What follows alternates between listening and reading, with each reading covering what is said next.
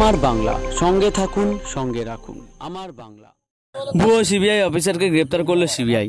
ইছাপুর থেকে তাকে গ্রেপ্তার করা হয়। নাম সম্রাট রায়। উদ্ধার একাধিক ভুয়ো নথি, নকল আইডি কার্ড, নকল স্ট্যাম্প সহ প্রচুর নথি। আজ তাকে কোর্টে তোলা হবে। সিবিআই সূত্রে খবর, গতকাল সিবিআইয়ের একটি বিশেষ প্রতিনিধি দল উত্তর 24 পরগনা ইছাপুর থেকে সম্রাট রায় নামে এক ব্যক্তিকে গ্রেপ্তার করে। ভুয়ো সিবিআই অফিসার সেজে একাধিক ব্যক্তিকে প্রতারণার অভিযোগ রয়েছে তার এই সম্রাট রায়ের বিরুদ্ধে। গতকাল সিবিআই 6 জনের প্রতিনিধি দল বিশেষ অভিযান চালিয়ে ইছাপুর বাড়ি থেকে গ্রেপ্তার করে সম্রাটকে। বাড়িতে তল্লাশি চালিয়ে একাধিক ভুয়ো নথি উদ্ধার হয়েছে বলে সিবিআই সূত্রে খবর। নকল আইডি কার্ড, পে স্লিপ, নকল স্ট্যাম্প সহ একাধিক নথি উদ্ধার করেছে সিবিআইয়ের এই প্রতিনিধি দলরা। পশ্চিমবঙ্গ সহ আসামে সিবিআই অফিসার পরিচয় দিয়ে একাধিক ব্যক্তিকে প্রতারণা করেছে। পরবর্তীতে আসামে সিবিআই দপ্তরে অভিযোগ জানান এক ব্যক্তি।